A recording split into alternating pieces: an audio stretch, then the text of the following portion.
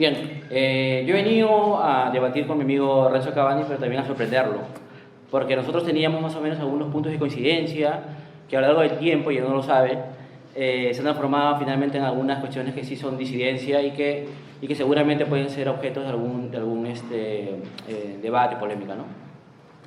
En mi caso creo que como todos compartirán, por lo menos de manera preliminar, nos parece que en algunos casos es razonable que el Tribunal Constitucional, los tribunales constitucionales, generen algunas alternativas procesales en los supuestos en los que no hay una respuesta clara que venga brindada por parte de los ordenamientos jurídicos. Me parece que ese es un hecho innegable y que muchas veces queda bien justificado, ¿no? No obstante, ello también es cierto de que hay un riesgo, un temor de que el tribunal, en nombre de esta necesidad, que en algunos casos puede quedar justificada, vaya más allá de lo que le correspondería hacer de manera excepcional y genere o construya un armatoste procesal para el que no está legitimado y que claramente puede ser defraudatario del principio de separación de poderes y la legitimidad democrática que le corresponde, ¿no? Esto, digamos, que es algo de lo que creo que es un buen punto de partida en el que todos podemos coincidir. Creo que podría replantearse, ya que viene la parte en la que de repente no nos ponemos de acuerdo, sobre la base de algunos presupuestos que generalmente no suelen explicitarse y que tienen que ver con la naturaleza y con las funciones de la justicia constitucional. Y lo siguiente, ¿no? Ustedes seguramente han escuchado de una famosa polémica entre Kelsen y Schmitt, ¿no? Es una polémica sobre quién debe ser el guardián de la Constitución, ¿no? Y en esta polémica, justamente, ¿qué ocurre en los momentos fundacionales en los que se empieza a discutir sobre la teoría de la jurisdicción constitucional? Kelsen plantea de que quien debe ser el contralor de la Constitución debe ser un juez y que el control que se debe hacer de la Constitución es un control puramente jurídico, ¿no? Seguramente ustedes han escuchado de que básicamente el tribunal, en el modelo kelseniano, hace un control abstracto de la validez de las normas y compara lo que dice la Constitución con respecto a lo que dice la ley para saber si es que son normas compatibles, ¿no? Y una es expulsada del ordenamiento jurídico, ¿no? Y lo que diría Schmitt es lo contrario, ¿no? Que quien debe ser el guardián de la Constitución no es un órgano jurídico, sino más bien es un órgano político, ¿no? Y es una función que Schmitt se le atribuye al Führer, ¿no? En ese momento, que es un poco el guardián del espíritu colectivo, del sentido popular, y que haría una especie de árbitro intermediador entre los conflictos políticos en una comunidad política en ese momento como la alemana, ¿no? Entonces, quien debería ser para Schmitt el guardián de la Constitución es quien encarna la voluntad política del pueblo, ¿no? Ese debate, como todos lo sabemos, lo gana Kelsen, perdón. Lo gana Kelsen, lo que implica de que los tribunales a partir de ese momento son órganos jurisdiccionales en un sentido estrictamente jurídico, ¿no? Pero mi cuestionamiento, digamos, mi duda va por si en el tiempo esta diferencia se ha mantenido tal cual fue inicialmente ideada, imaginada, ¿no? O sea, que los tribunales hoy día no se parecen acaso un poco más a lo que Schmitt pensaba que debería ser el rol de garante de la Constitución y se parece un poco menos a lo que inicialmente había apostado Kelsen por lo que debería ser un tribunal constitucional. Entonces, cuando nosotros miramos qué es lo que le estamos reservando a los tribunales constitucionales que deben hacer, que deben solucionar, cómo pueden operar, cuáles son sus funciones, nos damos con la sorpresa de que en realidad lo que estamos pidiéndole a los tribunales constitucionales, a las cortes constitucionales, no es simplemente que hagan un cotejo normativo de compatibilidad entre la Constitución y la ley. Lo que le estamos pidiendo es más bien que puedan resolver los problemas más importantes, más complicados, más polémicos de un país, ¿no?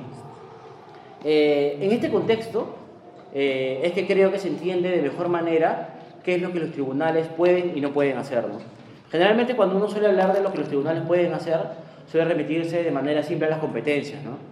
Y creo que esto también es un error, ¿no? Y es un error porque la existencia de los tribunales constitucionales, que tienen una función como la que les he explicado, que tiene un carácter politizado,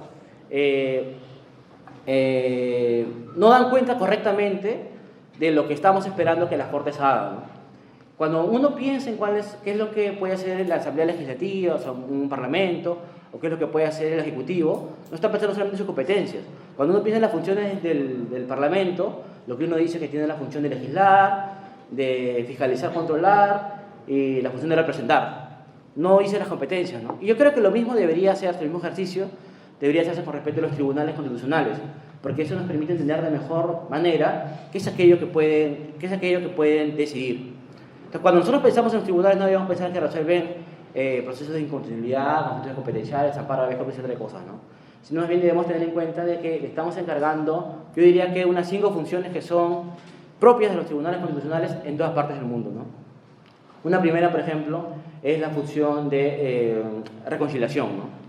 Que, a ver, hay algunas funciones que están vinculadas más propiamente con nuestra realidad, la realidad sudamericana, o latinoamericana, o el sur global, y otra que tiene que ver con algo que hacen en todas partes del mundo. Pero en cualquier caso, son funciones que solamente puede predicarse el tribunal con respecto a diferencia de otros órganos, ¿no? Decía, una primera función, y creo que mejor empieza por la moderadora, que es una función justamente que le había atribuido Schmitt al garante de la Constitución, ¿no? Y que tiene que ver justamente con la posibilidad de que los tribunales resuelvan conflictos entre los poderes políticos o de la sociedad, que son los más importantes, ¿no? Digamos, los tribunales no solamente resuelven conflictos jurídicos, sino hacen a veces de moderadores, de controladores de los poderes públicos o de los poderes sociales también, ¿no? La otra función decíamos que era la función reconciliadora, ¿no? Que implica de que en casos en los que haya habido convulsión social, grandes problemas históricos que han marcado de manera profunda a una sociedad, como por ejemplo en nuestro caso la violencia política, o el apartheid, o el narcotráfico en Colombia, lo que fuera, los tribunales tienen una especial misión de tratar de unir aquello que estuvo desunido y de generar conciencia histórica para que las cosas que ocurrieron no se vuelvan a repetir, ¿no? Entonces, sobre esa base, los tribunales en todas partes del mundo han actuado de manera que puede considerarse incluso activista, y creo que eso viene bien justificado por las funciones que les toca cumplir, ¿no? La otra función es una función de inclusión social, ¿no? En varias partes del mundo ocurre de que por diferentes razones existen poblaciones postergadas de manera flagrante que requieren una inclusión que no se genera a través de los poderes políticos habituales. Por ejemplo, pienso en el caso de la población carcelaria. Ustedes se imaginan, por ejemplo, a un presidente de la República, a un candidato a parlamentario que proponga como plataforma política que va a mejorar las condiciones carcelarias de la población que está en un penal. Porque eso no ocurre, porque es políticamente no rentable y porque seguramente las personas lo que van a querer es que esas personas estén en la cárcel, ¿no? Lo cierto es que las condiciones de la población carcelaria en todas partes del mundo son de las peores, y en el caso peruano también. La pregunta es, ¿qué actor político va a generar un cambio a favor de la población carcelaria de manera inicial? ¿Se les ocurre a alguien? Y lo que ha pasado en varias partes del mundo, ha pasado en Colombia, ha pasado en Argentina, ha pasado en Brasil, ha pasado en varias partes del mundo, Sudáfrica, la India, es que ese primer impulso los da el Tribunal Constitucional. Igual pasa con las comunidades nativas, con la población LGTBI, ¿no? Son poblaciones que no tienen necesariamente una representación política mayoritaria y por tanto son poblaciones vulnerables que requieren que a un actor institucional plantee sus problemas de manera seria y de manera efectiva, ¿no? Entonces los tribunales también hemos encargado esta misión, ¿no? Otra misión importante es la misión de racionalización, ¿no? Decíamos que los conflictos políticos en una comunidad generalmente se resuelven de manera política, y eso muchas veces significa a lo bruto, ¿no? Como por ejemplo pasa hoy día en el Perú. Los conflictos políticos entre las bancadas, las fuerzas políticas no se resuelven a través de los mecanismos racionales o jurídicos, ¿no? Sino se resuelven justamente sobre la base de golpes de mesa, ¿no? Sobre la base de imposición de decisiones mayoritarias, ¿no? El tribunal tiene también una misión justamente de racionalizar estos conflictos inicialmente puramente políticos, emotivos, no racionales, y lo que trata de hacer es convertir estos conflictos no racionales en conflictos sobre la base de argumentos, sobre la base de razones jurídicas, que es algo que también es un costo, ¿no? Pero es algo que también hemos encargado a los tribunales. Los tribunales en todas partes del mundo tratan de, a través de sus sentencias, expresar con razones jurídicas, con argumentos morales, con argumentos correctos, que algo debe ser resuelto en un sentido y no en otro, ¿no? Por ejemplo, el matrimonio igualitario, por ejemplo, la necesidad de control, no sé, pues, la interdicción de la pena de muerte o la cadena perpetua, por ejemplo, ¿no? Son cosas que políticamente no son rentables y que generalmente, cuando uno piensa en si un terrorista o un violador merece o no cadena perpetua, seguramente la primera sensación que tenemos todos es que se pudran en la cárcel. Sin embargo, esa sensación inicial debe ser racionalizada justamente por los órganos encargados para ello, ¿no? Que seguramente no será el poder político, ¿no?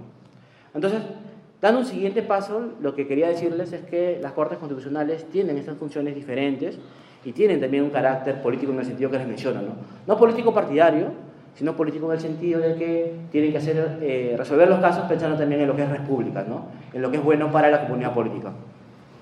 Dicho esto me sirve de piso para poder entender de mejor modo por qué los tribunales a veces hacen cosas que inicialmente para los procesalistas, como mi amigo Cabano, les puede parecer un exceso, ¿no? Y es porque hemos entendido mal, creo, o muy formalmente, cuál es la forma de someterse de los jueces a la ley, a la Constitución y a los procesos, ¿no? Entonces, como digo, yo parto de lo primero que dije, ¿no? De que inicialmente hay un peligro y también en algunos casos está justificado que el tribunal vaya más allá, ¿no? Y lo que digo entonces sobre la base de lo que he mencionado antes es que en muchos supuestos los tribunales tienen que resolver asuntos de justicia que en muchas ocasiones no encuentran una salida, una respuesta, un mecanismo previsto en la legislación y que tiene que ser suplido de alguna forma, porque eso es también lo que se le pide sobre la base de sus funciones. Entonces la pregunta es, ¿que el tribunal haga eso está mal? Y una pregunta de repente que va antes, digamos porque ayuda a explicar mejor el tema, ¿es atípico que el tribunal lo haga?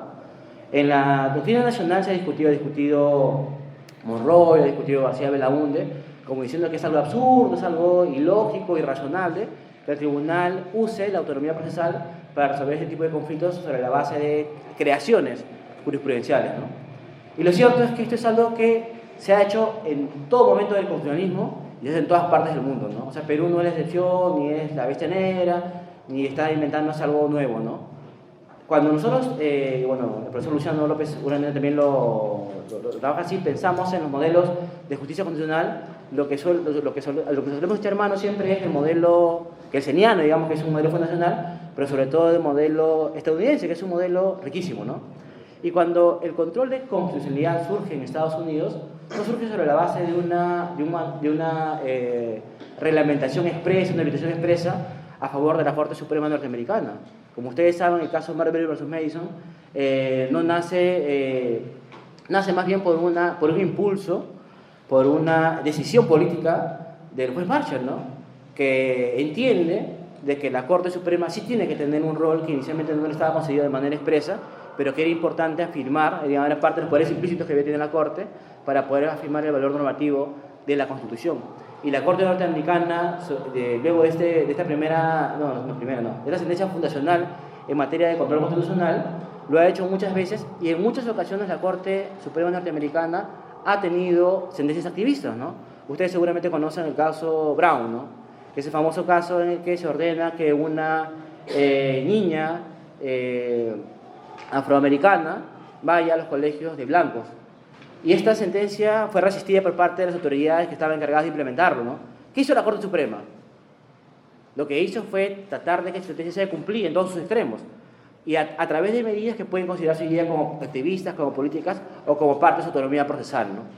Igual ha pasado, por ejemplo, cuando pensamos en el bloque de constitucionalidad, que es una teoría más o menos asentada y de la que todos los países europeos y sudamericanos comulgamos, ¿no? Usamos siempre. El bloque de constitucionalidad, ¿qué es? Es una creación de la jurisprudencia de la Corte, del Consejo Constitucional francés. Inicialmente el parámetro de acción que tenía la Corte francesa era solamente la Constitución que iba del artículo 1 al último, nada más. Pero esos artículos no contenían derechos fundamentales. El Consejo francés se da cuenta de que no puede operar adecuadamente haciendo prevalecer el valor normativo de la Constitución si no protege derechos fundamentales. ¿Y qué es lo que dijo? El año 71 incorpora como parte de su parámetro de acción, o sea, como parte del parámetro de lo que es constitucional o no, su preámbulo, y el preámbulo de la Constitución anterior, y la Declaración de los Derechos del Hombre y del Ciudadano, y otros asuntos más que, digamos, de manera jurisprudencial incorporan, ¿no? Por siguiente, sí, sin autorización del legislativo, sin autorización del gobierno, ¿no? Y es algo que, como digo, se ha generalizado. Igual, las sentencias manipulativas, que es algo que también usa el tribunal peruano, ¿no? ¿Es una creación del tribunal? Sí. ¿Y está mal? La Corte Constitucional italiana la creó, o bueno, echó mano de esta creación teórica, justamente porque hacer lo contrario implicaba que en muchas ocasiones los tribunales resolvieran asuntos probablemente correctos, pero materialmente inconstitucionales, ¿no? Y igual, el Estado de Cosas es inconstitucional, que también es una de los emblemas, de las banderas del activismo judicial peruano, ¿no? De la autonomía procesal peruana. Es igual una creación jurisprudencial de Colombia. Y es una creación jurisprudencial que se justifica plenamente sobre la base de que si no lo hace la Corte Constitucional, lo hace el Tribunal Constitucional, hay un estado de cosas que se va a mantener en el tiempo y que los poderes políticos no van a superar, se van a reír y se va a mantener tal cual estaba, ¿no? Se requiere que un autoridad constitucional lo haga, y los tribunales constitucionales, ya no solamente en Colombia, sino en varias partes de América Latina, lo hacen. ¿Está mal que lo haga? Es parte, digamos, como decía nuevamente, ¿no? En muchas ocasiones se puede entender de que se puede generar exceso sobre la base de esta competencia que los tribunales se atribuyen para sí mismos, ¿no? Y ese es un riesgo que hay que asumir. Pero la pregunta es, ¿cómo hacemos para superar el riesgo? ¿Les prohibimos a los tribunales que lo hagan? ¿O generamos algunos mecanismos, algunos cortapisas para que lo hagan de una manera razonable, de una manera acomedida? Y yo creo esto último, ¿no? Creo que la cuestión hoy día no pasa por discutir si los tribunales tienen o no autonomía procesal, o digamos, el término incluso me repele, me parece que no es un buen término, ¿no? Si los tribunales no tienen la posibilidad de ser activistas en algún contexto, ¿no? Es lo que yo diría. Y lo que yo digo es obviamente que sí, ¿no? Y el gran problema está en ponerle a caber al gato, ¿no? ¿Cuáles serían los recaudos que hay que tener en cuenta para que esto no sea un exceso? Y yo creo de que se ha avanzado mucho sobre la base de la teoría de argumentación jurídica, ¿no? Pero creo también que esta limitación es una limitación mínima, ¿no? Y que debemos pensar en otras formas de limitación y legitimación de lo que los tribunales pueden hacer. Entonces yo diría de que cuando hablamos de corrección de las sentencias de los tribunales constitucionales, y más aún cuando hablamos de la corrección de estas sentencias sobre la base del uso de la autonomía procesal o de las sentencias activistas, diríamos que hay tres formas de corrección, ¿no? Sí.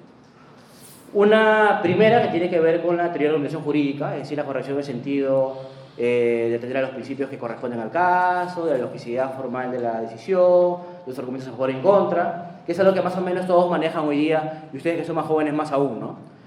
Una segunda forma de corrección tiene que ver con la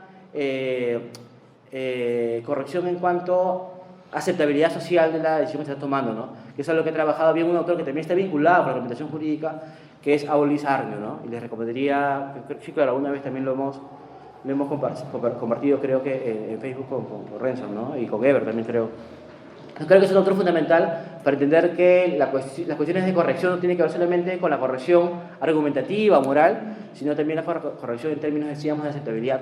Pero una cuestión incluso que va más allá de esto, tiene que ver con la corrección en cuanto a legitimidad democrática de lo que se está decidiendo, ¿no? Y esta es una cuestión justamente que supera la principal objeción que es la autonomía procesal, que es el déficit de legitimidad democrática de lo que el tribunal tiene que hacer, ¿no? Como yo les decía, y con esto también cierro, los tribunales hoy día son cortes políticas, pero eso es un riesgo. Es un riesgo en la medida de que los tribunales crean que pueden hacer política respondiendo solamente a sus intereses, a su ideología, por sí es decir. Entonces, lo que creo que deberíamos avanzar es ante mecanismos que permiten justamente fórmulas de corrección de legitimidad democrática, ¿no? Y para esto, digamos, yo parto de los modelos de justicia dialógica, que es algo que no podré avanzar hoy día, pero que he trabajado recientemente en un artículo que me he olvidado de subir a Academia, pero lo voy a subir hoy día mismo, en donde explico cómo a nivel comparado hay varios mecanismos que permiten que las decisiones del tribunal no se den de espaldas a la ciudadanía o de espaldas a los poderes políticos, ¿no? Lo que importa acá es que los tribunales tengan una actitud abierta al debate, abierta al diálogo entre instituciones políticas pertinentes y también abierta a la ciudadanía, ¿no? Y termino con este ejemplo, ¿no? Hoy día, por ejemplo, el Tribunal Constitucional peruano ha tenido una audiencia pública vinculada a la resolución del caso Frontón, ¿no? Había un recurso de reposición pendiente, ¿no? ¿Qué dijo el tribunal? Dijo, este tema es sensible, es un tema que, si bien es cierto, podemos discutirlo con las partes involucradas, con los marinos, con las víctimas del caso Frontón, también queremos que sea discutido por la ciudadanía. Si cualquiera de ustedes quiere presentar un informe oral en esta audiencia pública, lo puede hacer. Que es una tendencia además que se ha generalizado bastante en Sudamérica, ¿no? La corte chilena, la colombiana, la brasileña, la argentina, tienen audiencias públicas justamente que permiten que las diferentes voces que generalmente no son escuchadas, sean escuchadas y formen parte de un debate colectivo y no a puerta cerrada como generalmente suelen ser en las cortes constitucionales, ¿no? Entonces con esto acabo mi intervención y le dejo la palabra a quien seguramente tendrá cosas más interesantes que decir.